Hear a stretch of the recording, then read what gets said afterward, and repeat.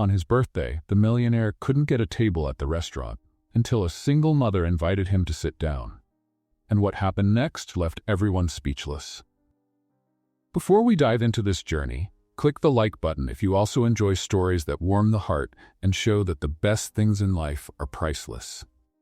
And don't forget, your feedback is very important, so tell us what you thought in the comments at the end of the story. Ready for the story? Benjamin Hawthorne was turning 34 at that exact moment, and the only thing he wanted was a well-done piece of steak and absolute silence. It wasn't asking for much. Or at least that's what he thought when he pushed open the door of the busiest restaurant in Savannah that Friday night. The place had just opened. 3 weeks of waiting lists, perfect reviews on every rating site, and a line that wrapped around the block on regular days. Benjamin didn't have a reservation. He hadn't planned anything. He simply left the office at 9 in the evening, saw the restaurant lights, and thought the universe was finally cooperating with him. He thought wrong. "Good evening, sir. Welcome to Gregory's. Do you have a reservation?" The host was a young man with a rehearsed smile and a clipboard in his hands that seemed to contain the secrets of the universe. "I don't have a reservation," Benjamin replied with the confidence of someone who had never needed one. "But it's just one table, for one person." The host looked at the clipboard. Then he looked at Benjamin. Then he looked at the clipboard again, as if expecting something magical to appear between one line and another. "Unfortunately, sir, we are completely booked tonight." "Completely?" "Yes, sir." Benjamin looked around. The restaurant was spacious, well-lit, with dark wood tables and a bar in the center that seemed to have been transported directly from some old movie. There was activity, of course, but there were also empty spaces, unoccupied chairs, an entire table in the corner that looked abandoned. "What about that table over there?" Benjamin pointed. "Reserved, sir." "For what time?" "For now. But there's no one sitting there." "They haven't arrived yet, sir." Benjamin took a deep breath. It was his birthday. He had spent the entire day in meetings. His phone wouldn't stop buzzing with messages he didn't want to answer. All he wanted was to eat something decent and pretend that day didn't exist. "Look," he tried a different approach, lowering his voice a bit as if he were about to reveal a state secret. "Today is my birthday." The host blinked. "Congratulations, sir." "Thank you. So considering the special occasion, maybe you could make an exception?" "Unfortunately, sir, we have no way to accommodate anyone without a reservation tonight, but I can put your name on the waiting list." "How long is the wait?" "Approximately 2 hours and 40 minutes. Benjamin almost laughed. Almost. But the exhaustion was greater than his sense of humor. 2 hours and 40 minutes, he repeated, just to make sure he had heard correctly. "It's an estimate, sir. It could be a bit longer. Or a bit shorter." "Unlikely, sir." It was impressive. Benjamin had already closed million-dollar contracts with less resistance than this. He had already convinced skeptical investors, difficult partners, and even an entire board of directors. But there he was, defeated by a guy in his 20s with a clipboard and an unwavering smile. "All right," Benjamin started to back away. "Thank you anyway. Would you like me to write down your name for a future occasion?" "No, thank you." He was already turning around when he heard a voice coming from one of the nearby tables. Hey, mister." Benjamin looked in the direction of the sound. A woman with hair pulled back and a makeshift ponytail was waving at him. Next to her, a small girl watched him with huge, curious eyes, holding a green crayon as if it were a paintbrush. "You," the woman pointed directly at Benjamin. "The birthday guy. You can sit here with us." Benjamin stood still for a second, processing the information. "Excuse me? There's a spare chair. We don't bite." The girl tilted her head to the side. "I bite sometimes," she corrected seriously, "but only when I'm very hungry." The woman gave her daughter a light tap on the arm. "Grace, we don't say that to strangers." "But it's true, Mom." Benjamin didn't know whether to laugh or run. The host beside him seemed equally confused, as if this type of situation wasn't covered in the training manual. "I don't want to be a bother," Benjamin said, still hesitant. "You're not bothering us. We already ordered. The food is going to take a while, and honestly, she's already told me the same story about unicorns 3 times. I need an adult conversation before I lose my sanity." Grace crossed her arms. "Unicorns are important, Mom. I know, sweetheart, but Mommy needs a break. Benjamin looked at the table. Then he looked at the door.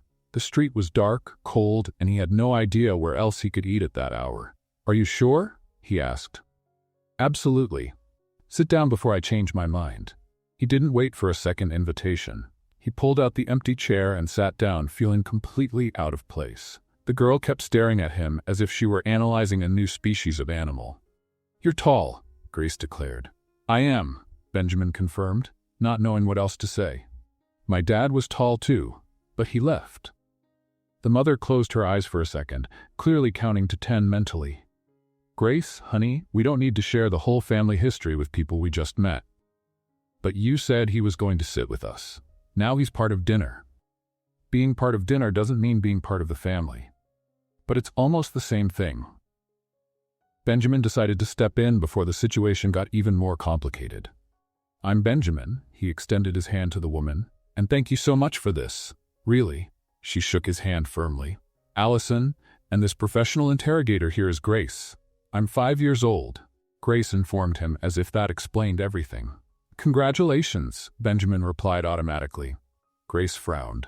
It's not my birthday, it's yours. Oh right, Allison let out a short laugh. Relax, she makes everyone uncomfortable. It's a natural talent.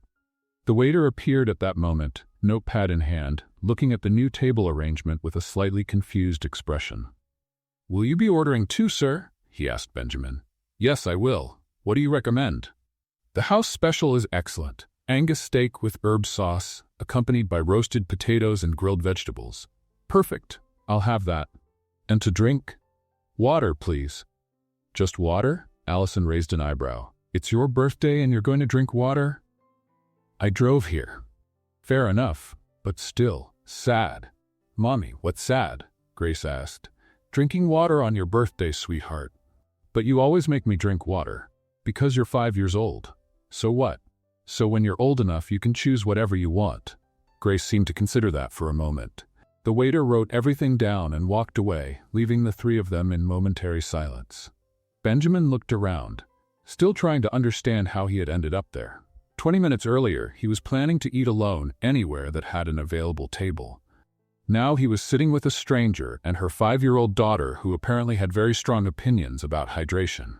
So, Allison began, resting her chin on her hand, what does a person do to end up alone on their own birthday? Works too much, apparently. Nobody called you? Family, friends? They called. I didn't answer. Why not? Benjamin thought about the answer. Because I didn't want to explain why I was alone on my birthday. Allison let out a genuine laugh. That's the most honest thing I've heard all month. You're strange, Grace declared, still holding the crayon. But nice strange. Thank you, I think. The food started to arrive. First Allison and Grace's plates, then Benjamin's. The aroma was incredible, and for a moment he completely forgot how bizarre this situation was. What do you do for work? Allison asked while cutting Grace's food into smaller pieces. Business, Benjamin replied vaguely. Business. That's very specific. It's complicated. That's fine. I work at a veterinary clinic. Nothing complicated. Just animals trying to bite me all day. Sounds fun. It's more interesting than it seems. Last week a parrot cursed at me in Spanish. Benjamin nearly choked. Really? Really. The owner was more embarrassed than the bird. Grace lifted her head. Did the parrot say a bad word, Mom? It did, sweetheart, but you can't repeat it. What bad word? Grace. Okay. Benjamin was genuinely having fun. It was strange, it was unexpected, and it was exactly the opposite of everything he had planned for that evening. The waiter returned to check if everything was all right. He looked at the three of them, smiled, and said naturally, It's so nice to see a family dining together these days. You make an adorable trio. Benjamin froze. Allison's eyes widened. Grace looked at the waiter as if he had just said the sky was green. We're not a family, Grace corrected with the brutal honesty that only 5-year-olds possess. He's a stranger who couldn't get a table. The waiter turned red. Oh, I'm sorry. I assumed that. It's okay, Allison interrupted quickly, clearly trying to save the guy from embarrassment. It happens. The waiter walked away, mumbling apologies, and a strange silence fell over the table. Benjamin looked at Allison. Allison looked at Benjamin. Grace continued eating as if nothing had happened. Well, Allison finally broke the silence. That was awkward. A little, Benjamin admitted. At least the food is good. That's true. Grace raised her fork. I liked him, Mom. Can we keep him? Allison covered her face with her hands. Grace, he's not a dog. I know. Dogs are furrier. Benjamin laughed. A real laugh, one of those he hadn't given in months. And in that moment, sitting at a makeshift table with two complete strangers, he realized that this birthday had just taken a completely unexpected turn. The waiter was still recovering from the embarrassment when Grace decided it was time to conduct a complete interrogation. Benjamin had barely swallowed the first piece of steak when the girl dropped her fork, crossed her arms on the table, and stared at him with the intensity of a professional detective. Do you have a dog? She fired off. No. Cat? No, neither. Fish? No. Hamster? No. Turtle? Grace, Allison interrupted, let the man eat. But Mom, I need to know if he likes animals. People who don't like animals are suspicious. Benjamin raised an eyebrow. Suspicious of what? Of being bad, Grace answered, as if that were obvious. Every movie villain doesn't like animals. That's not true, Allison countered. Some villains have cats. Cats don't count, Mom. Cats are mysterious. Benjamin decided to join the conversation. I like animals. I just don't have time to take care of one. Grace seemed to consider that answer for a long moment. Okay, she finally conceded. You passed the test. What a relief, Benjamin murmured, genuinely amused. Allison shook her head, smiling. I'm sorry about her. When Grace decides to investigate someone, there's no escape. I'm very good at finding things out, Grace confirmed with pride. Last week, I found out where Mommy hid the cookies and ate them all before dinner, Allison completed. That's an accusation without proof. You had chocolate on your mouth, Grace. Coincidence. Benjamin laughed. A laugh that came from deep inside, one of those he hadn't given in months, maybe years. The dynamic between mother and daughter was like watching a live comedy with perfect timing and sharp responses. So, Benjamin, Allison turned her attention to him, you work in business. What kind of business? Investments, he replied, keeping the answer purposely vague. Investments in what? Companies, mainly. What kind of companies? Various kinds. Allison narrowed her eyes. You're good at not answering questions, you know that? It's a talent I developed over the years. My mom is also good at not answering, Grace interrupted. When I ask if I can have a pony, she never says yes or no. She just makes that face. What face? Benjamin asked. Allison demonstrated. It was a mixture of despair, forced patience, and a slight touch of someone considering running away to a deserted island. That face, Grace pointed. She makes it a lot. I can imagine why, Benjamin commented. Hey, Allison protested. I'm an excellent mother. The best, Grace agreed. But you still haven't given me the pony. Because we live in an apartment, Grace. The pony could sleep in my room. Ponies don't sleep in rooms. How do you know? Have you ever asked a pony? Allison looked at Benjamin with an expression that clearly said help. Does she always win the arguments? He asked. Always. It's exhausting. Dinner continued at this pace. Grace asked impossible questions. Allison responded with sharp sarcasm, and Benjamin found himself laughing at things he normally wouldn't even notice. It was strange, comfortable, completely off the script he had imagined for that evening. At some point, Grace started drawing on the paper the restaurant provided for children. She worked with absolute concentration, tongue out, choosing colors with the seriousness of a professional artist. What are you drawing? Benjamin asked. Our table, she replied without looking up. Can I see? Grace turned the paper toward him. There were 3 figures, a woman with brown hair, a small girl in a purple dress, and a very tall man with a confused expression. That's me? Benjamin pointed to the man. Yes, you're confused because you don't know what you're doing here. Benjamin looked at Allison. She's frighteningly perceptive. I know. Sometimes I think she reads minds. I don't read minds, Mom. I just pay attention.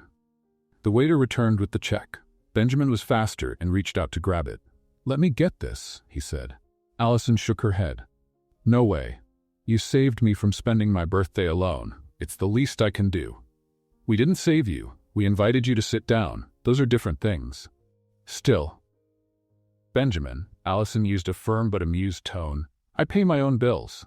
I always have. Just because you showed up doesn't mean that's going to change. He stared at her for a moment. There was something about the way she said it.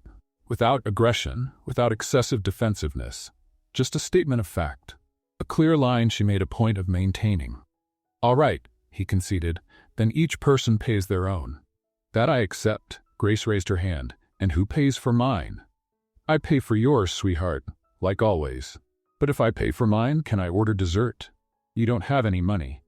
"I have $3 in my backpack." $3 won't pay for a dessert here, Grace. Then this restaurant is very expensive." "It's a fancy restaurant." "What's fancy?" "Expensive and pretty." Grace looked around with a critical air. "It's not that pretty." Benjamin had to bite his lip to keep from laughing too loud. They paid separate bills, as agreed. When they got up to leave, Benjamin realized he didn't want the night to end. It was a strange feeling. He spent most of his time trying to make things finish faster. Meetings, business dinners, obligatory conversations, everything seemed like a race against the clock. But there, in that moment, he wanted the clock to slow down. They left the restaurant, and the fresh air of Savannah welcomed them. The streets of the historic downtown were lit up with old lampposts casting a golden light over the stone sidewalks. There were couples strolling, musicians playing on corners, the smell of coffee coming from somewhere nearby. Grace held her mother's hand and started hopping between the stones on the sidewalk, avoiding stepping on the lines. "Do you live far from here?" Allison asked.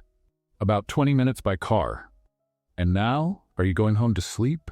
Benjamin looked at his watch. "Not even 10 o'clock yet." "Probably," he replied without conviction. Allison seemed to notice the hesitation. "Or," she suggested casually, "we could walk a bit. There's a cafe near here that stays open until midnight, if you're not in a hurry to get back to your planned solitude." "Planned solitude?" "You were the one who said you wanted to spend your birthday alone." "I said I didn't want to answer calls." "Same thing." Grace stopped hopping and looked at Benjamin. "You should come. The cafe has hot chocolate with marshmallows." "That's a good argument," Benjamin admitted. "I know, I'm very convincing." Allison smiled. It wasn't a calculated or rehearsed smile. It was something natural that appeared in the corners of her eyes before reaching her lips. Benjamin realized he was paying too much attention to that smile. "So?" she asked. He looked at Grace, who was now making an exaggerated puppy dog face. He looked at Allison, who was waiting for the answer with a raised eyebrow. He looked at the lit street, at the night that was still young, at the possibility of doing something different for the first time in a long while. "All right," he said finally, "but only because the hot chocolate has marshmallows." Grace celebrated by raising her arms. "I knew you would accept." "How did you know?" "Because nobody resists marshmallows." They started walking side by side through the streets of Savannah, and Benjamin realized this was officially the strangest birthday of his life. And maybe, just maybe, the best one too. What he didn't know yet was that this simple walk was about to change much more than just his evening. The streets of Savannah seemed to have been designed for this kind of night. Golden lights, old sidewalks, and a warm breeze that made Grace run ahead as if she were chasing invisible fireflies. Benjamin walked beside Allison, keeping a relaxed pace, while the girls zigzagged between lampposts and park benches. "Does she always have this energy?" he asked. "Always. It's like having a small tornado living with me." "And how do you survive?" "Coffee, lots of coffee, and pretending I know what I'm doing." Grace stopped abruptly in front of a lit storefront.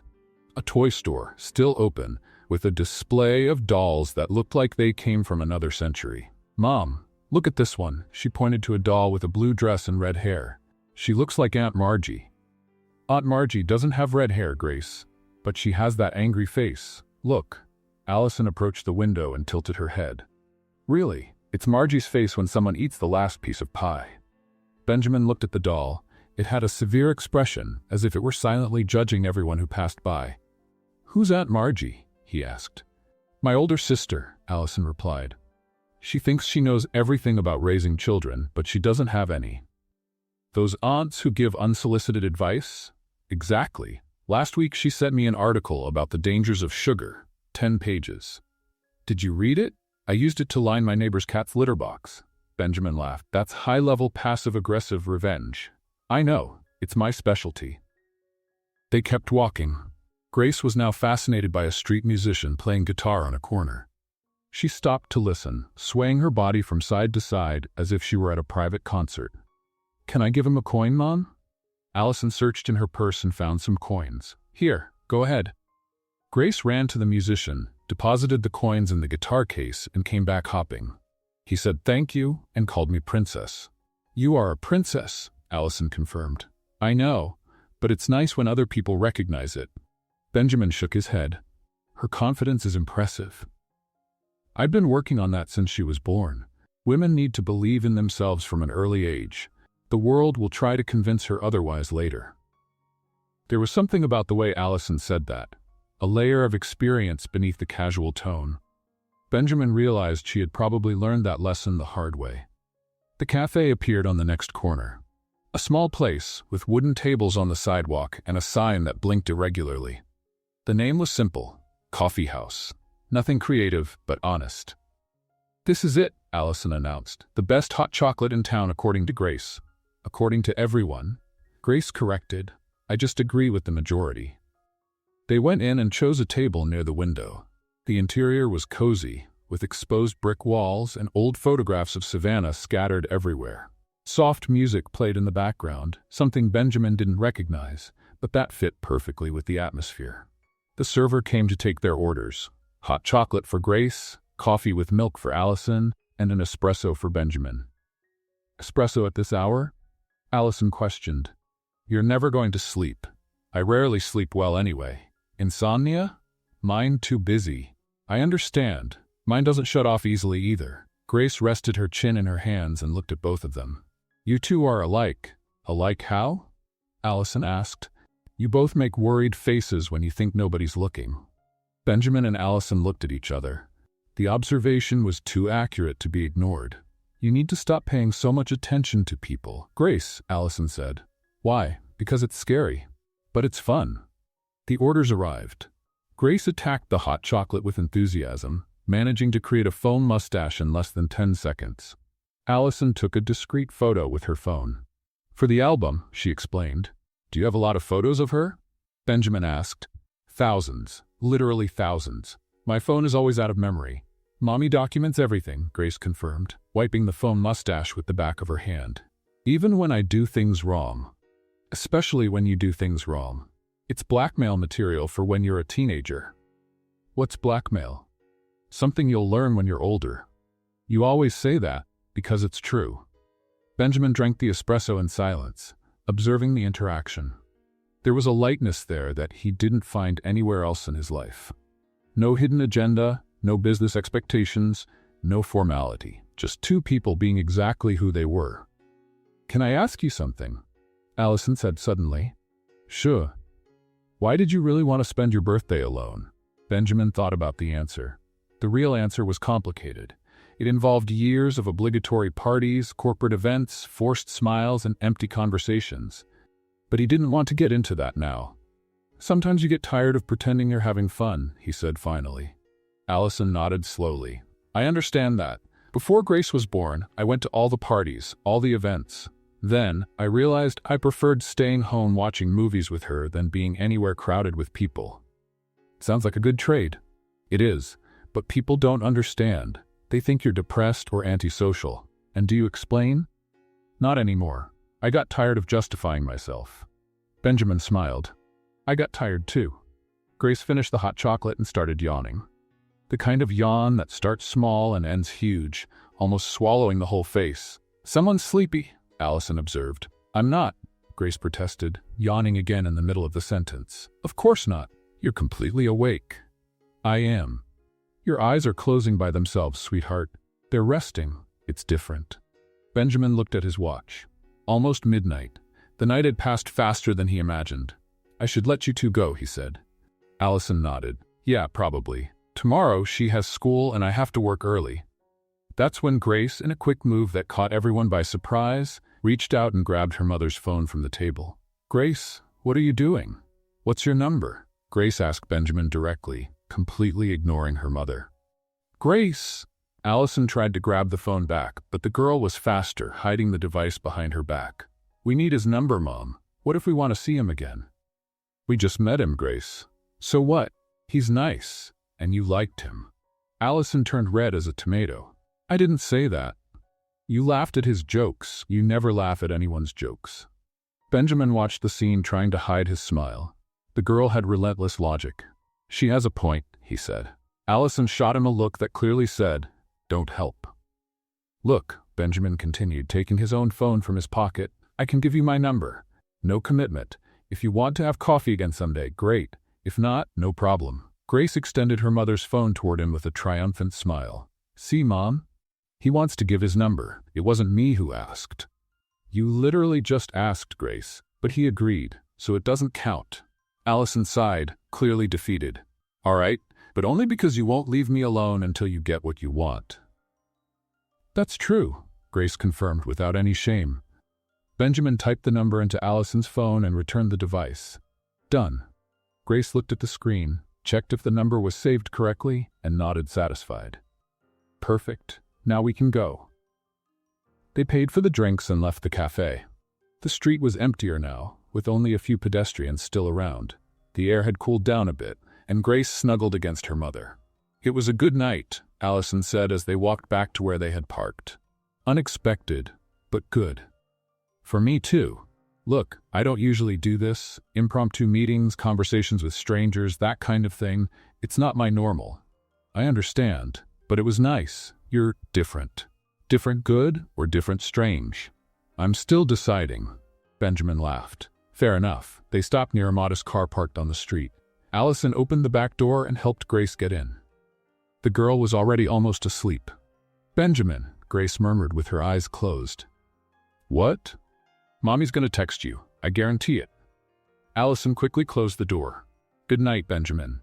Good night, Allison, and thank you for everything. She got in the car and drove off.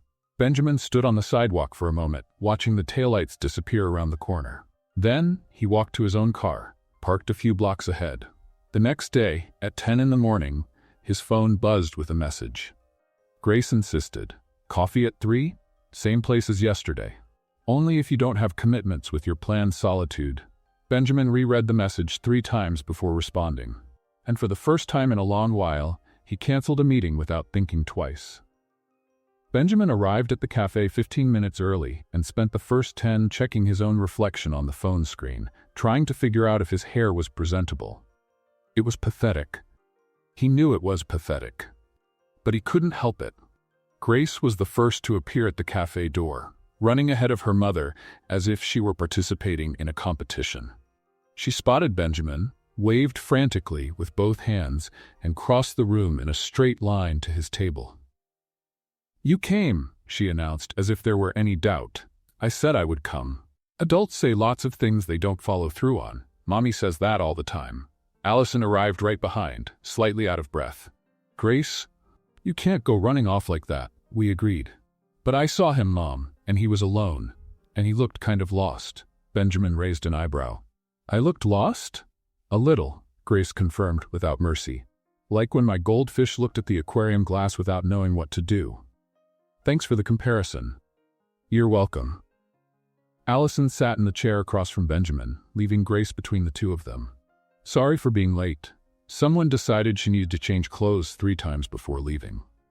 I wanted to look pretty, Grace explained. It's a date. It's not a date, Allison corrected quickly. Yes, it is. We're meeting him, so it's a date. Benjamin decided not to get into this discussion. What are you going to order? Hot chocolate, Grace answered immediately. You had hot chocolate last night, Allison reminded her. And I'm going to have it again today. It's my favorite. You can't live on just hot chocolate, Grace. Why not? Because you need other nutrients. Chocolate has nutrients. Not enough. How do you know? Are you a scientist? Allison looked at Benjamin with an expression of defeat. See what I deal with every day? I'm starting to get an idea. The server came to take their orders. Hot chocolate for Grace, who celebrated silently, coffee with milk for Allison, and another espresso for Benjamin. You really like strong coffee, Allison observed. It's what keeps me going. Mommy too. She gets grumpy without coffee. Grace. What? It's true. Some truths don't need to be shared with everyone. But he's not everyone. He's Benjamin. Allison opened her mouth to respond, but apparently couldn't find an adequate counter-argument. Benjamin hid his smile behind his hand. The orders arrived quickly. Grace attacked the hot chocolate with the same intensity as always, while Allison and Benjamin talked about trivial things. The weather, the cafe traffic, plans for the weekend. "Are you working tomorrow?" Allison asked. "Probably. There's always something." "You never take time off?" "Rarely. That's not healthy." "I know. But you keep doing it." "Yeah, I know that too." Grace lifted her head from the hot chocolate. "You need a hobby." "A hobby? Something you do just because you like it." "Mommy has hobbies. She likes to read and complain about the neighbors." "Grace?" Allison protested. "I don't complain about the neighbors." "Yes, you do. Last week you said the lady on the third floor is more gossipy than a television show." "That was an observation, not a complaint." "What's the difference?" "The difference is, look, drink your chocolate." Benjamin laughed. It was impossible not to laugh. The dynamic between the two was like watching a live comedy show with quick responses and perfect timing. After coffee, Allison suggested a walk to a nearby park. Grace immediately approved the idea because, according to her, the park had ducks, and ducks were better than people. "Why are ducks better than people?" Benjamin asked as they walked. "Because ducks don't ask difficult questions," Grace answered as if it were obvious. "Fair enough." The park was one of those classic savanna places with old trees, wooden benches, and a small lake where some ducks actually swam in lazy circles. Grace ran toward them, stopping at the water's edge to watch. "Don't get too close," Allison shouted. "I know, Mom." Benjamin and Allison walked more slowly, keeping Grace in sight. "She's amazing," Benjamin said. "She's exhausting," Allison corrected. "But yes, also amazing. You've done a good job." "Thank you. But it's not easy. Raising a child alone is complicated." "I imagine." Allison hesitated for a moment, as if deciding how much to share. Her father wasn't present from the beginning, so it's always been just me and her. "He never showed up?" "No, at least not until recently." Benjamin noticed something change in her tone of voice. A subtle tension that wasn't there before. "Recently?" Before Allison could answer, Grace came running back. "Mom, a duck tried to steal my shoe." "What do you mean it tried to steal your shoe?" "It came toward me and made that mean duck face." "Ducks don't have mean faces, Grace. This one did. I saw it clearly." Benjamin looked at the lake. The ducks continued swimming peacefully, with no appearance of villainy. "I think you scared it," he said. "I don't scare anyone. I'm adorable." "Modest, too," Allison murmured. They continued strolling through the park. Grace ran ahead, came back, asked random questions, ran again. Benjamin realized he was smiling more than he had smiled in months. It was strange. He was completely out of his natural environment, without meetings, without negotiations, without strategies. And yet, he felt more present there than in any conference room. "You're quiet," Allison observed. "I'm thinking." "About what?" "About how this is different from everything I know." "Different good?" "I think so." Allison smiled. That smile that started in the eyes before reaching the lips. That's when she stopped walking. The smile disappeared instantly. Benjamin followed her gaze and saw a man standing on the other side of the park. Tall, dark hair, wearing a leather jacket. He was watching the three of them with an expression Benjamin couldn't decipher. "Allison, is everything okay?" "No," she replied quietly. "That's Jason, Grace's father." Benjamin looked at the man again. He was still standing, but now had started walking toward them. "He reappeared a few weeks ago," Allison continued, her voice more tense. "Says he wants to be part of her life, after 5 years without a word." "And do you believe him?" "No, but he doesn't seem willing to accept a no." Grace, who was a few meters ahead, finally noticed the man approaching. She came running back and positioned herself next to her mother, holding her hand. "Mom," the girl's voice had lost all its earlier energy. "What's he doing here?" "I don't know, sweetheart." Jason stopped a few meters away. His gaze passed over Benjamin quickly, with a curiosity that seemed more calculated than genuine. "Allison," he said, his voice too smooth. "What a coincidence running into you here." Allison squeezed Grace's hand tighter. "It's not a coincidence, Jason. You're following us." Jason smiled, a smile that didn't reach his eyes. "Following? That's a strong word. I just wanted to see my daughter." And before Allison could respond, he crouched down to Grace's height and said, "Hi, Princess. Did you miss Daddy?" Grace didn't answer. She just hid behind her mother's leg, looking at Jason the way you look at a stranger asking for money on the street. The silence lasted 3 seconds, but felt like an eternity. Jason remained crouched, the forced smile starting to waver. "Grace, it's me, your father." "I know who you are," Grace replied, her voice small but firm. "You're the man from the old photos." Jason's smile disappeared completely. He stood up and looked at Allison. "You don't talk about me to her." "I do," Allison replied with icy calm. "I show her the photos when she asks. The problem is she rarely asks." Benjamin remained a few steps back, observing. He didn't know what his place was in this situation. Probably none. But he also couldn't just leave. Jason finally seemed to notice his presence. "And you are?" "Benjamin." "Benjamin," Jason repeated, as if testing the name. "And what are you to Allison?" "A friend." "Friend?" Jason let out a short laugh. "Interesting. Allison was always very selective with friends." "Jason," Allison interrupted before the conversation went downhill, "what do you want?" "To talk." "Is that asking too much?" "Considering you spent 5 years without a single word, yes. That's asking quite a bit." Jason put his hands in his jacket pockets, assuming a posture he probably thought was casual. "People change, Allison. I've changed." "Good for you. Send a Christmas card with the updates." "I'm serious." "Me too. Very serious." Grace tugged at the hem of her mother's shirt. "Mom, can we leave? The ducks are waiting for me." "The ducks left, sweetheart. Then we can go after them." Allison looked at her daughter and then at Jason. "We're leaving now." "Allison, wait."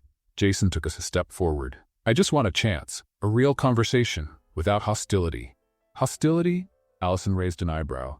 "You show up out of nowhere, follow me to a park, and you think I'm being hostile?" "I didn't follow you." "Jason, you live on the other side of town. This park is 3 blocks from my apartment. The probability of it being a coincidence is lower than me winning the lottery." "You don't play the lottery." "Exactly." Benjamin almost laughed, but held back. Allison's timing was impeccable, even under pressure. Jason took a deep breath, clearly trying to maintain his composure. "All right, I admit it. I knew you'd be here. I stopped by the cafe and one of the servers mentioned you had come here." "Wonderful. Now you're interrogating cafe employees about my location. That's not strange at all. I just want to be part of my daughter's life." "She's 5 years old, Jason. 5. You missed the first smile, the first steps, the first words, the first day of school, all the sleepless nights, all the fevers, all the nightmares. And now you show up wanting to participate?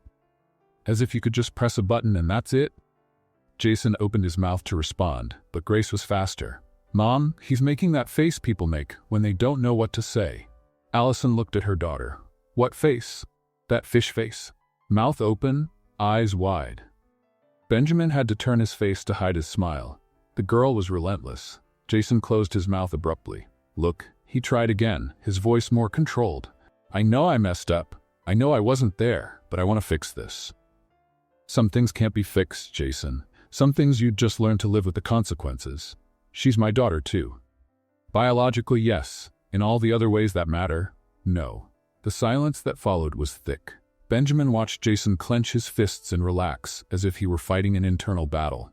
"This isn't going to end like this," Jason said finally, his voice lower. "I have rights. You have rights you never exercised. There's a difference." "The law doesn't see it that way." "Then get a lawyer. But until then, stay away from me and my daughter." Allison took Grace's hand and started walking in the opposite direction. Benjamin hesitated for a second, looked at Jason, and then followed the two of them.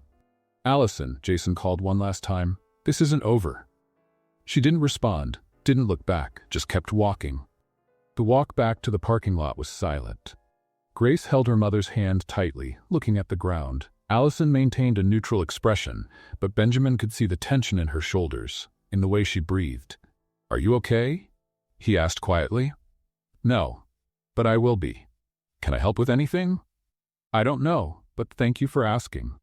They reached the car. Allison opened the door for Grace and helped the girl get in. "The date ended earlier than I expected," Benjamin said. "Sorry. I didn't imagine this was going to happen." "You don't need to apologize. It wasn't your fault." Allison leaned against the car and crossed her arms. "He showed up 3 weeks ago, out of nowhere. Said he's changed, that he wants to be a father, that he deserves a second chance." The whole speech. "And do you believe him?" "Not one bit." Jason never wanted responsibility. When he found out I was pregnant, his first reaction was to suggest we not go through with it. Benjamin said nothing, just listened. I raised her alone. I worked, studied, did everything that needed to be done, and now he shows up wanting to reap what he didn't sow. What do you think he really wants? Honestly, I don't know. Control, maybe. He was always like that. When he can't get something, he becomes obsessed until he gets it. Allison's phone buzzed. She looked at the screen and sighed. It's him. Third message in 10 minutes. What's he saying? That he wants to talk. That I'm being unfair. That he'll seek other means if I don't cooperate. Benjamin felt a knot in his stomach. Other means? Allison put her phone in her pocket. He's talking about filing for custody, says he has rights as a father and that he's going to enforce them. Can he do that? Technically, yes. Legally, any father can request a custody review. It doesn't mean he'll get it, but the process is exhausting, expensive, time-consuming. Grace appeared in the car window. Mom, can we go? I'm hungry. We're going, sweetheart. Allison looked at Benjamin. I'm sorry for involving you in this. It wasn't my intention. You didn't involve me. I chose to be here. She smiled, but it was a tired smile. Thank you for everything. If you need anything, just let me know. Allison got in the car and started it. Benjamin stood in the parking lot, watching the vehicle drive away.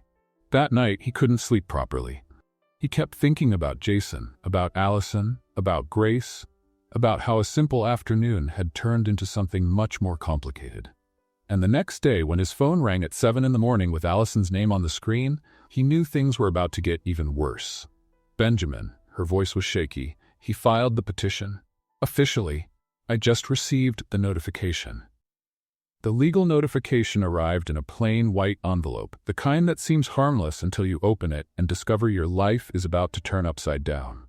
Allison read the document 3 times before she could process the words. Petition for custody review. Preliminary hearing in 30 days. Jason Collins versus Allison Brooks. She was sitting at the kitchen table when Benjamin arrived, 20 minutes after the phone call. Grace was still sleeping in her room, oblivious to the chaos that was forming. Let me see, Benjamin asked. Allison pushed the envelope toward him without saying anything. He read quickly, his expression becoming more serious with each line. He's alleging reverse parental abandonment, Benjamin murmured. What does that mean? Basically, he's saying you prevented him from exercising fatherhood. That's a lie. He disappeared by his own choice. I know, but the law allows him to make that claim. It's up to you to prove otherwise. Allison rubbed her eyes. How do I prove someone wasn't present? Show the birthday photos where he doesn't appear? The calls that never happened? Actually, yes, exactly that. She looked at him confused. Really?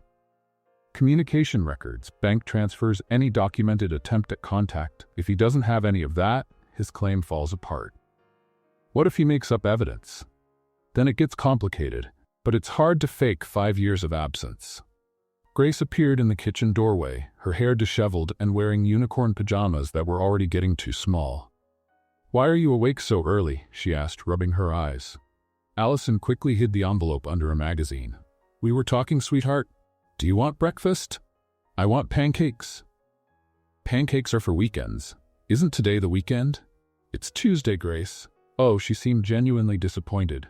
Tuesday is a boring day. Benjamin smiled. Why is Tuesday boring? Because it's not Monday, which is the beginning. It's not Wednesday, which is the middle, which is almost the weekend. Tuesday is just Tuesday.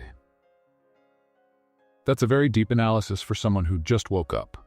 I think a lot, Grace explained. Mommy says I think too much.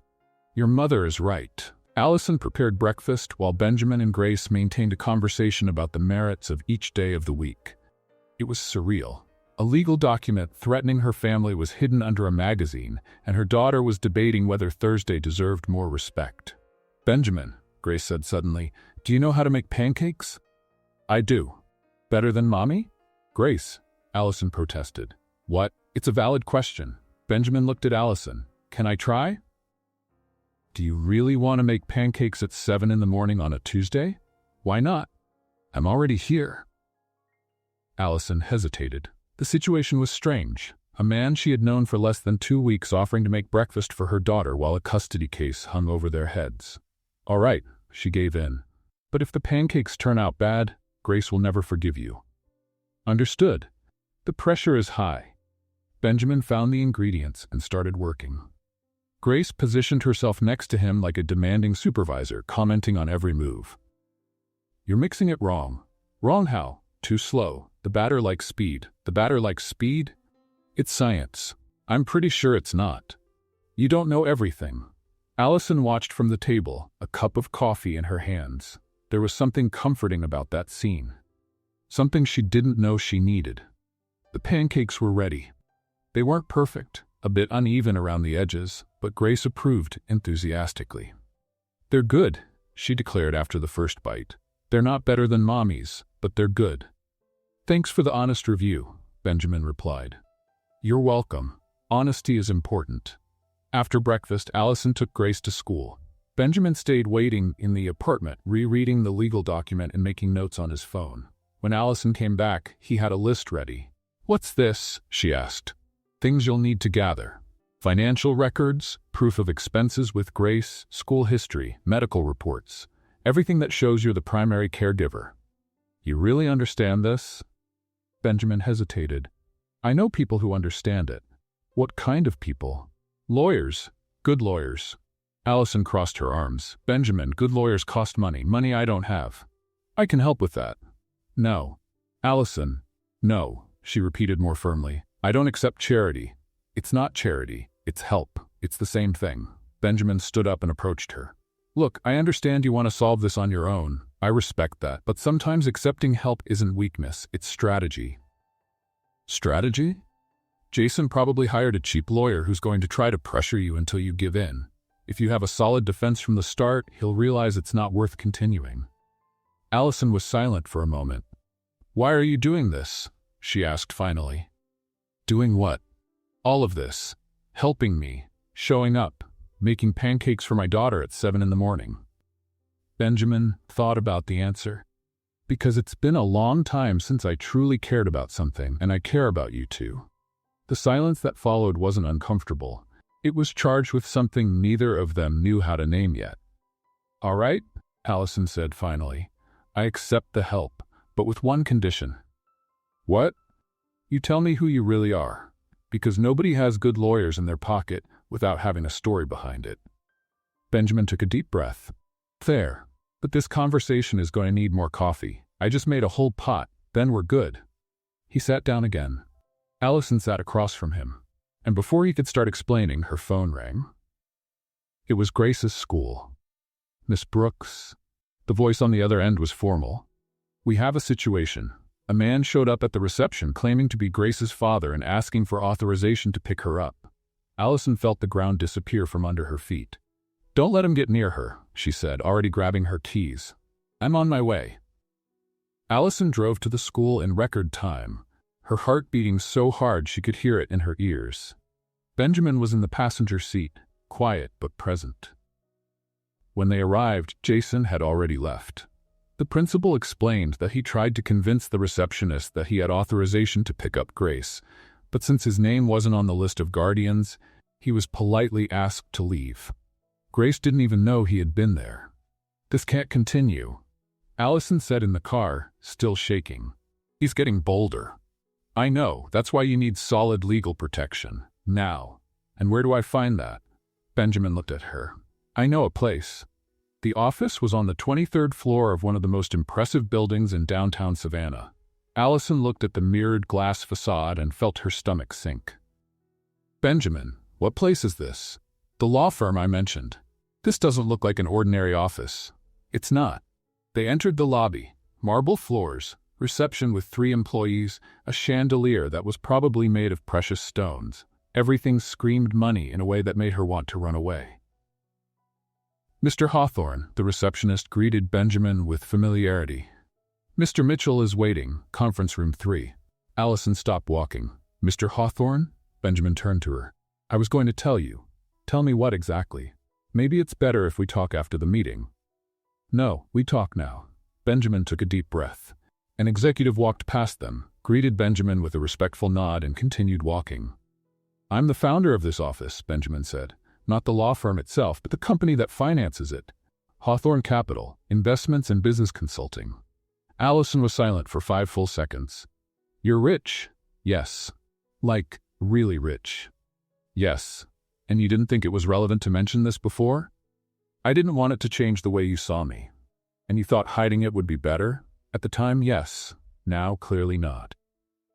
An employee passed by pushing a coffee cart. She smiled at Benjamin and continued on her way, completely oblivious to the tension hanging in the air. Look, Benjamin tried to explain, I spend my whole life surrounded by people who only approach me out of interest. When I met you, you had no idea who I was. And that was refreshing. Refreshing, Allison repeated, her tone loaded with irony. I know how it sounds. It sounds like you treated me as a social experiment. That wasn't it. Then what was it? Benjamin opened his mouth to respond, but was interrupted by a man in an impeccable suit who appeared in the hallway. Benjamin, good to see you. And this must be Miss Brooks. David, this isn't the best time, Benjamin said. Nonsense, you're already here. Come, the room is ready. David Mitchell was the type of lawyer who seemed to have been born wearing a tie. Gray hair, confident smile, firm handshake. He led the two of them to a conference room with a panoramic view of the city. So, David sat down and opened a folder, Custody Review. Jason Collins, let me guess, absent father who suddenly discovered he has rights? Basically, Allison confirmed, still processing the earlier revelations. Classic. I see this every week. The good news is that cases like this rarely succeed when there's solid documentation of abandonment. Do you have records? Some. We'll need more. Financial history, communications, anything that proves he didn't contribute materially or emotionally in the last 5 years. What if he claims I prevented him from participating? Then we counterattack. Witnesses, records of contact attempts on his end, which probably don't exist. Georgia law favors the primary caregiver in cases of prolonged abandonment. Allison looked at Benjamin, who remained silent. And how much is this going to cost? David smiled. It's already covered. What do you mean? It's already covered. Benjamin called me yesterday. Consider it a favor between friends. I didn't ask for this. I know, Benjamin finally spoke, but I offered. Allison stood up. Can I talk to you outside? Now. They went out into the hallway. The view of Savannah stretched through the windows, but Allison wasn't interested in scenery. What are you doing? She asked. Trying to help. Paying lawyers without consulting me? That's not help. That's control. Allison, I'm not trying to control anything. Then what are you trying to do? Make sure you don't lose your daughter for lack of resources. And in return, Benjamin seemed genuinely confused. In return for what? Nobody does this for free. Nobody. I do. Why? Because I care about you, and about Grace, and because I can help. It's that simple. Allison crossed her arms. There was something in Benjamin's expression that seemed sincere, but she had spent too many years learning that sincerity was often an illusion. I don't know if I can trust this, she admitted. I understand, but let me prove it. What if you prove it and I still can't accept it? Then we'll deal with that when it happens. Allison's phone buzzed. A message from Jason. Heard you hired expensive lawyers. Interesting. Where did the money come from? Maybe the judge will want to know too. Allison showed the message to Benjamin. He's investigating you now, she said. Let him investigate. I have nothing to hide. But I do. I have a life that doesn't fit with this world. What if the judge thinks I'm using you? Nobody will think that. You don't know that. Benjamin was silent for a moment. What do you want to do? Allison looked at the conference room door, then at Benjamin, then at the window. I need space, she said finally, to think, to process all of this. All right. It doesn't mean I'm giving up the legal help. It just means I need to understand where I fit in all of this before continuing. I understand. Do you? Not completely. But I respect it. Allison nodded slowly. I'm going to accept David's help, but you and me? We need a break. Benjamin swallowed hard but didn't protest. If that's what you need. It is. She went back into the conference room. Benjamin stayed in the hallway, looking out the window, trying to understand how an attempt to help had turned into a barrier. That night, Allison lay in bed staring at the ceiling. Grace was sleeping in the next room, safe, oblivious to everything. And for the first time in a long while, Allison wondered if she had made a mistake letting someone get so close. The phone buzzed again. This time, It was David Mitchell. Jason hired a new lawyer, one of the best in the city. This just got a lot more complicated. 2 weeks passed, and Allison's apartment had never seemed so quiet. Not that there was a lack of noise. Grace continued talking nonstop, the upstairs neighbor continued dragging furniture at inconvenient times, and the lady on the third floor's cat continued meowing in the hallway as if rehearsing for an opera. But something was missing. Or someone. "Mom," Grace said during breakfast, "when is Benjamin coming back?" Allison almost dropped her cup. "He didn't go away, sweetheart. We're just taking some time." "Time for what?" "To think." "Think about what?" "Adult things." Grace frowned. "Adult things are complicated." "They are. That's why I don't want to grow up." "You'll change your mind." "I doubt it. Adults are always worried. You make that face like you ate something spoiled all the time." Allison tried not to laugh. "What face?" Grace demonstrated. It was a mixture of furrowed eyebrows, crooked mouth, and half-closed eyes. "That face? You've been making that face a lot lately." "Thanks for the observation." "You're welcome. I'm very observant." The custody petition was moving faster than Allison expected. David Mitchell was efficient, organized, and apparently tireless. He called every morning with updates, sent documents for review, and kept Allison informed of every move from Jason's side. His lawyer requested access to your financial records, David informed her during a call. "Can they do that?" "They can request it. Doesn't mean they'll get everything, but we need to be prepared." "Prepared how?" "Documenting every penny you spent on Grace in the last 5 years. School, doctor, clothes, food, everything. That's going to take forever. Welcome to the American judicial system." Allison spent the following nights organizing receipts, bank statements, and payment receipts. It was tedious, exhausting, and depressing. Each paper was a reminder of everything she had done alone. Grace appeared in the bedroom doorway one night, holding her pillow. "Mom, are you working again?" "I'm organizing some things, sweetheart." "You're always organizing things." "I know, but it's important." Grace came closer and looked at the pile of papers. "What's all this?" "Bills, receipts, school documents." "Looks boring." "It's very boring." "Then why are you doing it?" Allison sighed. "Because sometimes we need to do boring things to protect the important things." "Like me?" "Exactly like you." Grace climbed on the bed and snuggled next to her mother. "Mom?" "What? Did Benjamin help you with these boring things?" Allison hesitated. "He offered help." "And you didn't let him?" "How do you know that?" Grace shrugged. "Because that's how you are, Mom. You never let anyone help. Remember when the neighbor offered to pick me up from school, and you said no? And when Aunt Margie wanted to pay for my birthday party, and you also said no?" Allison blinked, surprised. "You remember that?" "I remember everything. The teacher says I have an elephant's memory." "Elephants don't even have that good a memory." "Yes, they do. I researched it." Allison was silent for a moment. Her 5-year-old daughter had just summarized a behavior pattern she herself struggled to admit. "Mom? What? Do you like him?" Allison looked at her daughter. The big, curious eyes waited for an honest answer.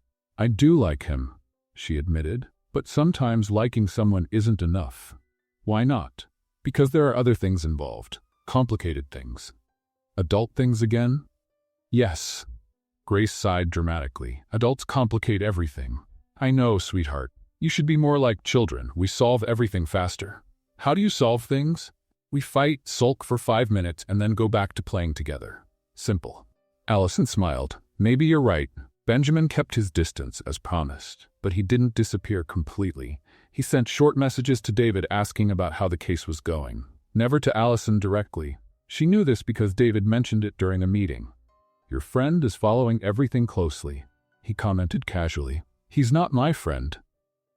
"Oh no? What is he then?" Allison didn't know how to answer. Jason, on the other hand, became more present every day. Not physically, but through messages, emails, and constant legal maneuvers. He contested every document, questioned every statement, and demanded access to information he had no right to. "He's trying to wear you down," David explained. "It's a common tactic. Drag out the process until you give up or accept an unfavorable agreement." "I'm not going to give up." "I know, but he doesn't know that yet." The preliminary hearing was scheduled for the following week. Allison spent the days before reviewing documents, rehearsing answers, and trying to keep Grace oblivious to the chaos. It didn't work completely. "Mom, why are you nervous?" Grace asked the night before the hearing. "I'm not nervous." "Yes, you are. You bit the pen cap. You only do that when you're nervous." Allison looked at the pen in her hand. The cap was completely destroyed. "Tomorrow I have an important meeting," she explained. "About what?" "About you." "About me? What did I do?" "Nothing, sweetheart. It's just something adults need to resolve." "Adult things again." "That's right." Grace crossed her arms. "When I grow up, I'm going to create a law that prohibits adult things. Good luck with that." On the morning of the hearing, Allison woke up to the phone ringing. It was an unknown number. "Hello?" "Allison." Jason's voice sounded from the other end, falsely friendly. "We need to talk. I have nothing to say to you outside of court." "Don't be like that. I just want to resolve this in a civilized way." "Civilized? You sued me." "I sued for the right to see my daughter. There's a difference." "Not to me." "Look, I'll be direct. I know you're involved with that investor, Benjamin Hawthorne, and I know he's financing your defense." Allison felt a chill in her stomach. "That's none of your business." "It will be when I mention it to the judge. A single mother suddenly with unlimited resources? Seems interesting, doesn't it?"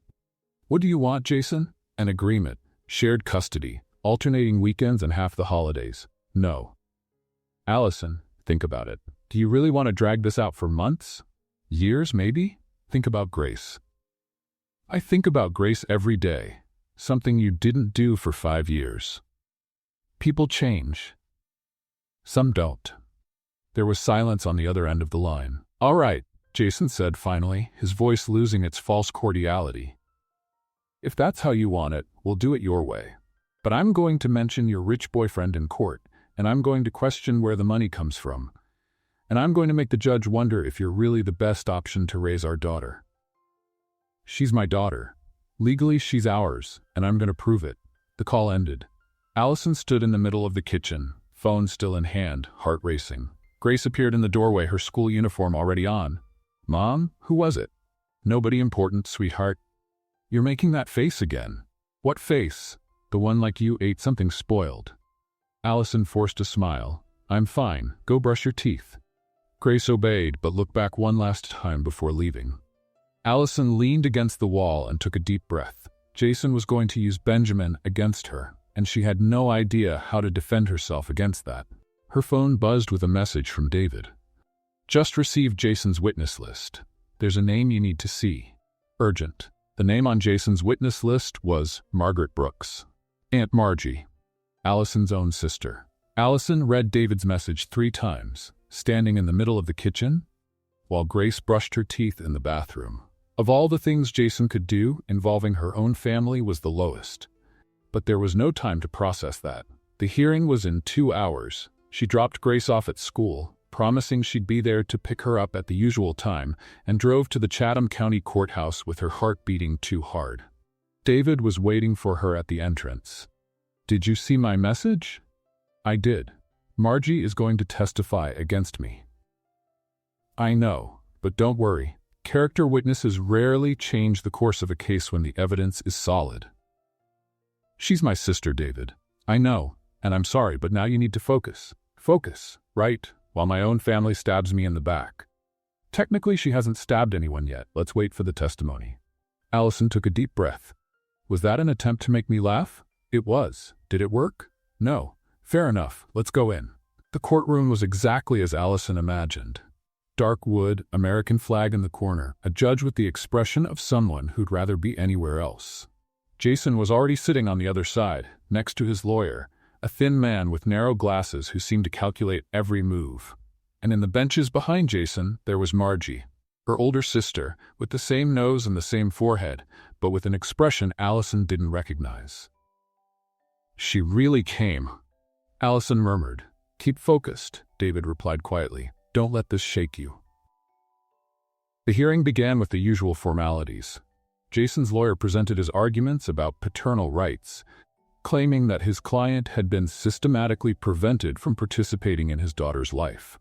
David counterattacked with 5 years of financial records, proof of expenses, and a communication history that showed exactly 0 contact attempts from Jason. "Your Honor," David said, "organizing the documents, We have here 60 months of records. No messages, no emails, no letters, no contact attempts. Not one call, not one birthday card. Not one transfer of any amount to contribute to the child's expenses. The judge looked at Jason. Mr. Collins, do you have any explanation for this? Jason shifted in his chair. My daughter's mother made it clear she didn't want my presence. I respected that wish. You respected it for 5 years? The judge raised an eyebrow. I was going through a difficult time. Personal problems. What kind of problems? Jason's lawyer interrupted. Your Honor, my client prefers not to go into personal details at this time. Convenient, David murmured, loud enough to be heard. The judge sighed. Let's continue. Miss Brooks, do you have anything to add? Allison stood up. Her legs were shaking, but her voice came out firm. Your Honor, I've raised my daughter alone since the day she was born. I worked, studied, and did everything within my power to give her a stable life. Mr. Collins never tried to be part of that life. Not once. And now he shows up wanting rights he never bothered to exercise. Did you ever prevent Mr. Collins from seeing his daughter? No, Your Honor. He simply never showed up. Jason shifted in his chair, clearly uncomfortable. His lawyer tried to redirect. Your Honor, we would like to call our character witness, Margaret Brooks. Margie stood up and walked to the witness stand. Allison felt her stomach turn. Mrs. Brooks, the lawyer began, you are the defendant's sister, correct? Correct. And how would you describe your sister's relationship with the child's father? Margie hesitated. She looked at Allison, then at Jason, then at the judge. Complicated. Can you elaborate? My sister is stubborn. She doesn't accept help easily, and when Jason left, she closed all the doors. So you confirm that your sister prevented Mr. Collins from participating? Margie was silent for a long moment. No, she said finally, I don't confirm that. Jason's lawyer blinked. Excuse me? I said she closed doors. I didn't say she locked them. Jason could have tried.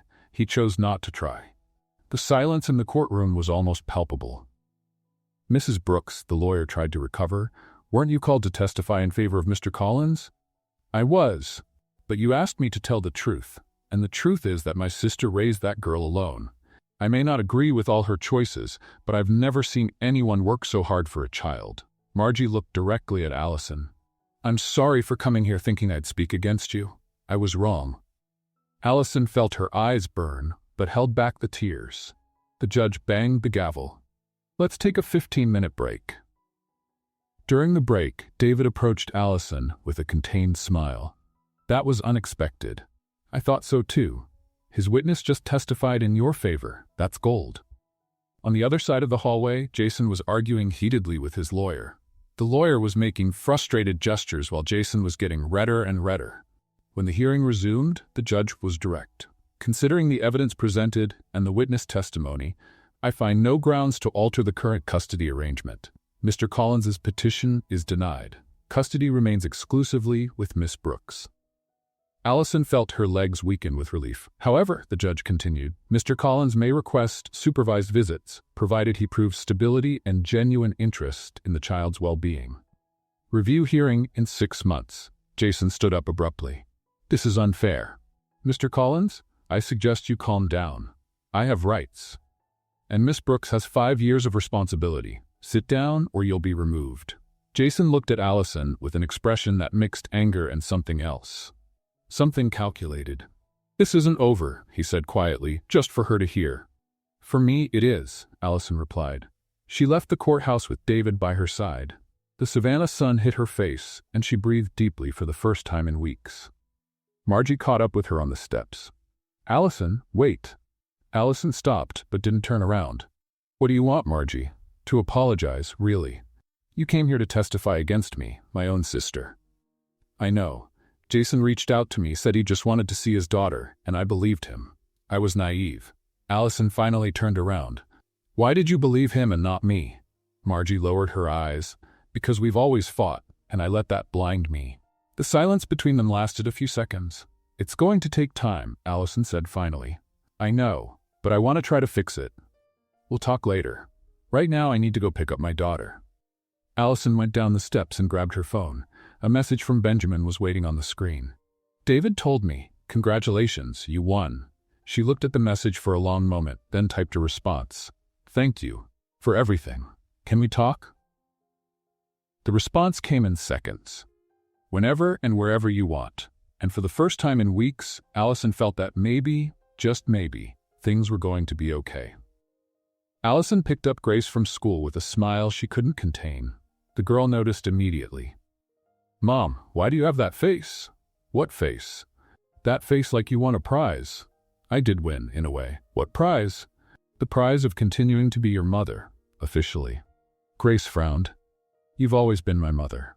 "I know, sweetheart, but now it's confirmed on paper." Adults are strange. They need paper to confirm obvious things. Allison laughed and hugged her daughter tight. "You're absolutely right." They went home, and Allison spent the afternoon trying to decide what to do about Benjamin's message. He had responded that he could meet her whenever and wherever she wanted. But where, and when, and what would she say? Grace solved the problem for her. "Mom, when is Benjamin going to show up again?" "I don't know, sweetheart." "You should call him." "Why do you think that?" "Because you look at your phone every 5 minutes. It's pretty obvious." Allison looked at the phone in her own hand. She hadn't even realized she was holding it. "I'm not looking every 5 minutes." "Yes, you are. I counted." "You counted?" "I told you I'm observant." Allison sighed. "All right, I'll send a message." "Finally. Don't need the commentary." "Yes, I do. You're slow with these things." Allison typed a quick message. "Tomorrow, 3 in the afternoon, at the usual cafe. Is that okay?" The response came in less than a minute. "I'll be there." Grace read over her mother's shoulder. "See, it wasn't that hard." "Grace, privacy. Privacy is for people who don't need help. You need help." Allison couldn't disagree. The next day, she dropped Grace off at school and arrived at the cafe 15 minutes early. Benjamin was already there, sitting at the same table as always, with a coffee in his hand and an expression that mixed anxiety and hope. "You got here early," Allison said, sitting down across from him. "You did too." "I was nervous." "Me too." "Why were you nervous?" Benjamin smiled. "Because I spent the last 2 weeks not knowing if you'd want to see me again. And if I didn't, I would have respected it. But it would have been hard." Allison ordered a coffee with milk. The server brought it quickly, along with a cookie she hadn't ordered. "On the house," he explained. "You two look like you need something sweet." Allison and Benjamin looked at each other. "Are we that obvious?" she asked. "A little," the server replied before walking away. Benjamin laughed.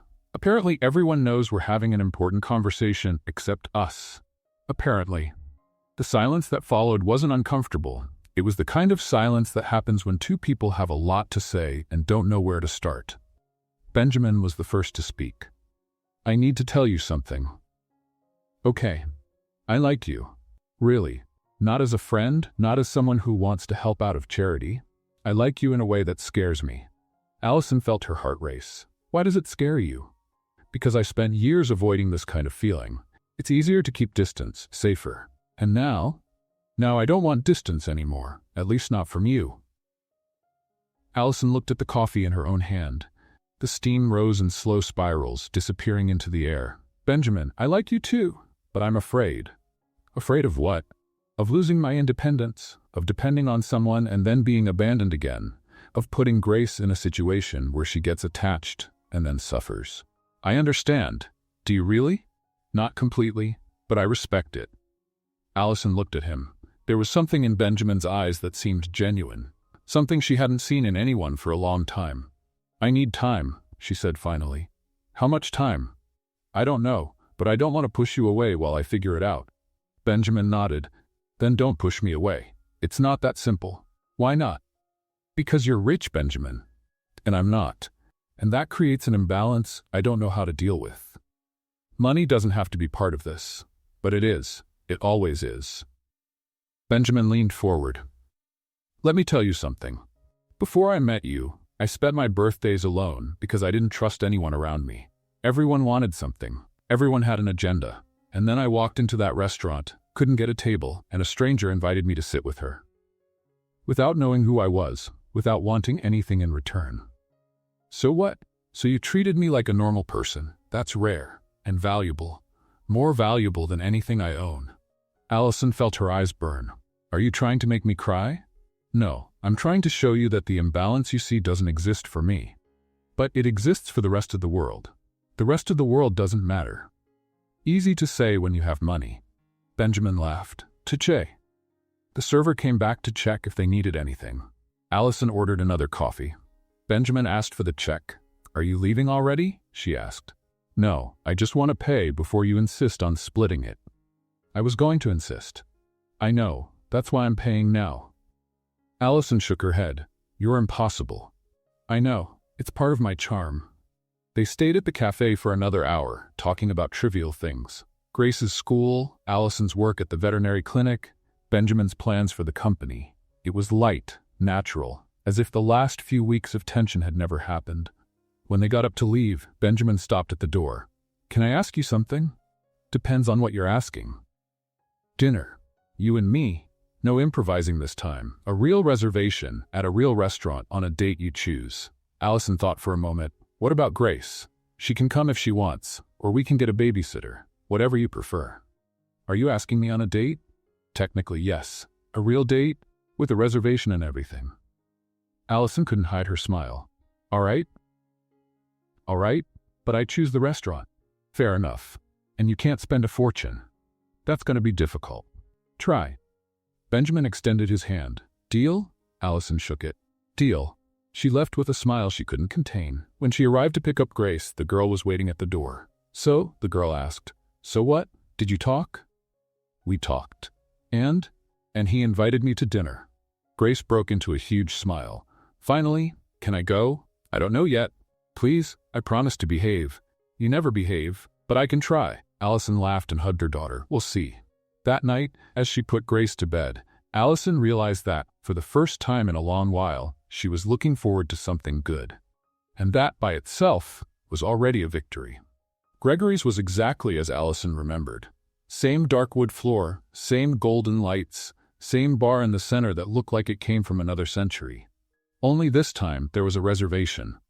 Table for 3, name Hawthorne, Benjamin told the host. It was the same young man from the first night. He looked at Benjamin, then at Allison, then at Grace, and a smile of recognition appeared on his face. The birthday gentleman, he said, who couldn't get a table. That's me. And the lady who saved him. I didn't save anyone, Allison corrected. I just offered a chair. Sometimes a chair is all someone needs. Grace tugged at her mother's sleeve. Mom, is he being philosophical? He is, sweetheart. What's philosophical? It's when adults say deep things nobody asked for. The host laughed and led them to a table in the corner with a view of the rest of the room. It was the best table in the restaurant, Allison realized. Of course it was. You asked for the best table, she said to Benjamin as they sat down. I asked for a good table. They chose this one. Coincidence, right? Total coincidence. Grace looked around with wide eyes. This place is fancy. You've been here before, Allison reminded her. I know, but now I'm paying attention. The waiter appeared with the menus. He was also the same one from the first night. He looked at the three of them and smiled. The family is back. Allison felt her face heat up. Benjamin cleared his throat. Actually, we're not. Yes, we are, Grace interrupted. Or almost. It's still in the testing phase. The waiter blinked. Testing phase? Yeah, like when you download an app and it's free for a month before you decide if you want to pay. Allison covered her face with her hands. Grace, where did you get that from?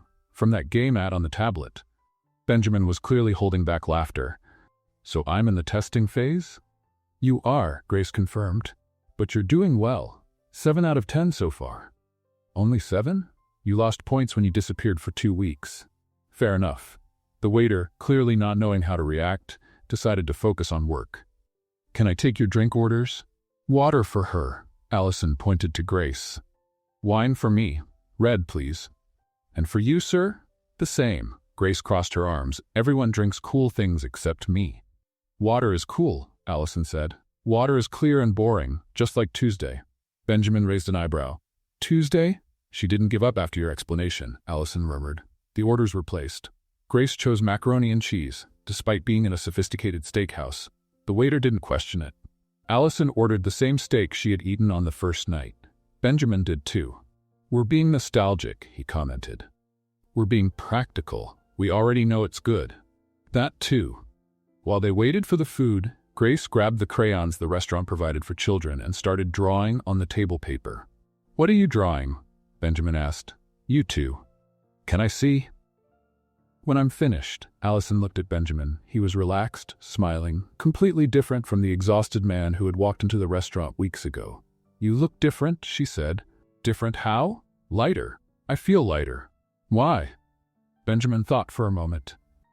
"Because it's been a long time since I had something to look forward to, and now I do." "What are you looking forward to?" "This. You two. Nights like this." Allison felt her heart squeeze in a good way. "That was very sweet," Grace commented without looking up from her drawing. "Were you listening?" Allison asked. "I'm always listening. I already told you I have very good ears."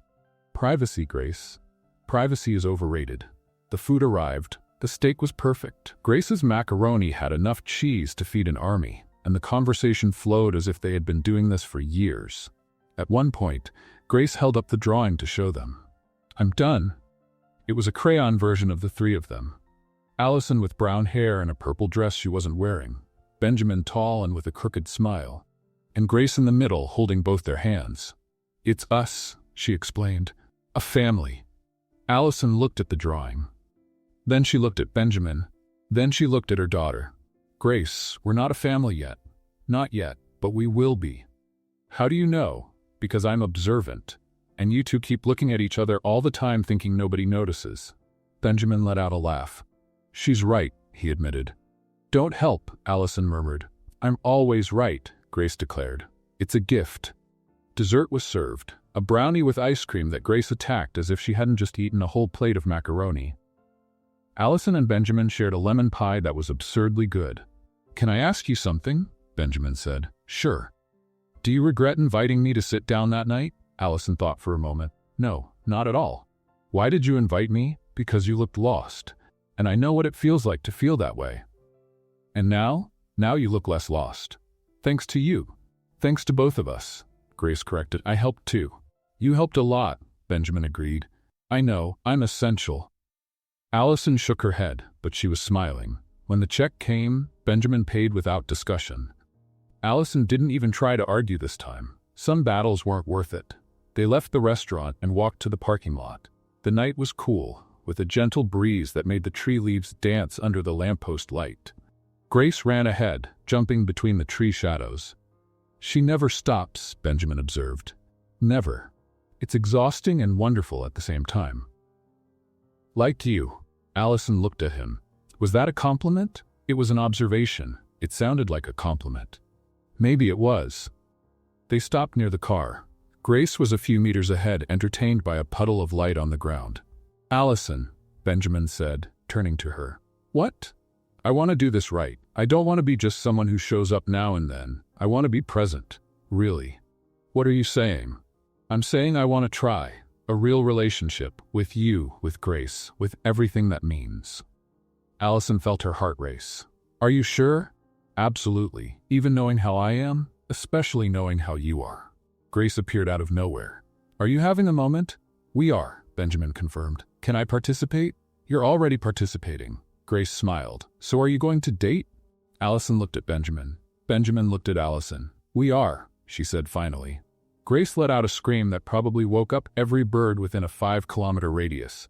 "I knew it. I said so. I predicted it." "You didn't predict anything," Allison said. "Yes, I did. From day one. Ask him." Benjamin raised his hands in defense. "She kind of predicted it. See?" Grace crossed her arms, triumphant. "I'm psychic." "You're not psychic." "Yes, I am. A relationship psychic." Allison laughed. Benjamin laughed. Grace celebrated as if she had won a championship. And there, in the parking lot of a restaurant where it all began, the three of them sealed something none of them expected to find. A family. In the testing phase, maybe, but a family nonetheless.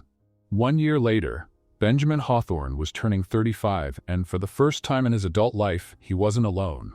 Allison's apartment was decorated with balloons that Grace had personally chosen. They were all purple because, according to her, purple was the color of royalty, and Benjamin deserved to be treated like a king on his birthday. "Even if only for 1 day," she clarified. "Thanks for the clarification," Benjamin replied. "You're welcome. I don't want it to go to your head." Allison appeared in the kitchen carrying a lopsided cake that had clearly been made at home. The frosting was uneven, The candles were slightly tilted, and there was a chocolate fingerprint in the corner. "Before you say anything," she began, "Grace helped. I can see that." "What does that mean?" Grace asked, her hands still dirty with chocolate. "It means it's perfect," Benjamin replied diplomatically. "Good answer," Allison murmured. "You're learning." The past year had been a roller coaster of adjustments, discoveries, and moments none of the three expected. Benjamin had learned that living with a 6-year-old child meant never having complete silence again. Allison had learned that accepting help didn't mean losing independence. And Grace had learned she could have 2 adults paying attention to her at the same time, which she used to her advantage whenever possible. "Can I open the presents now?" Grace asked.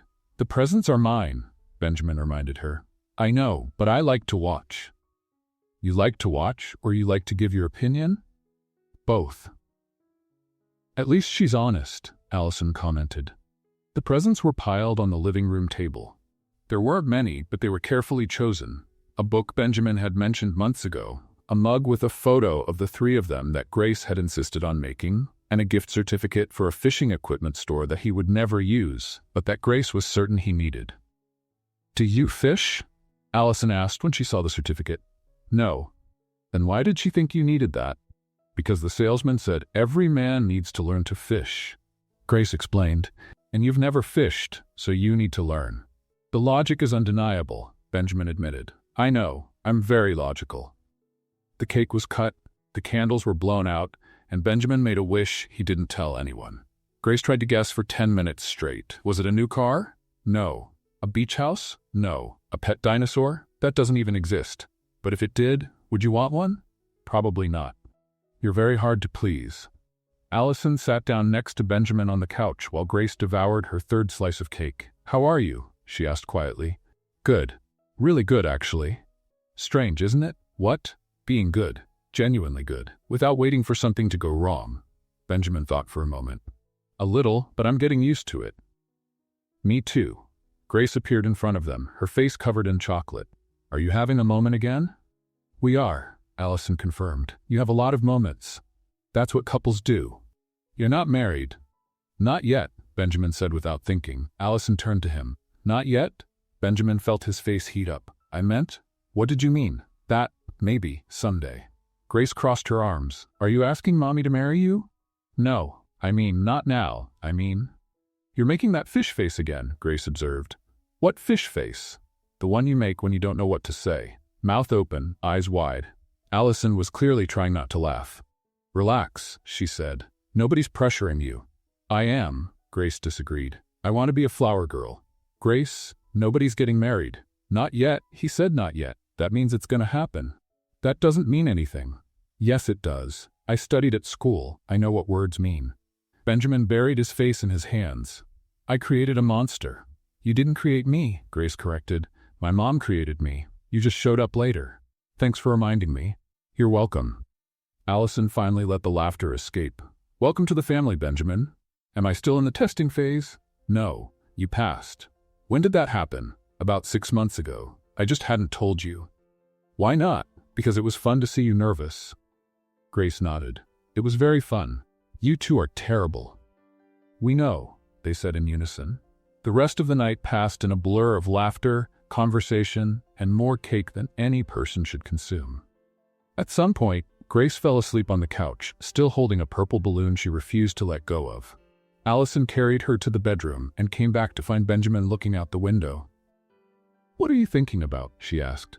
"Last year, the restaurant, how everything changed." "Regrets?" "Not at all." "Good, because now it's too late to go back." "I don't want to go back." Allison approached and stood beside him. "You know what I realized?" she said. "What?" "That you walked into that restaurant looking for solitude, and you found exactly the opposite. Sometimes the universe knows what it's doing. Or sometimes a bored single mother decides to invite a stranger to sit down because her daughter was telling the same unicorn story for the 3rd time." Benjamin laughed. "That too. But it worked. It worked."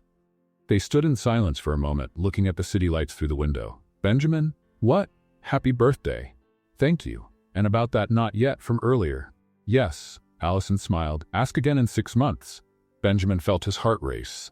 Really? Really? But only if you pass the next tests? What tests? The ones Grace is going to invent. She's already planning. That worries me. It should. Benjamin looked at the woman beside him.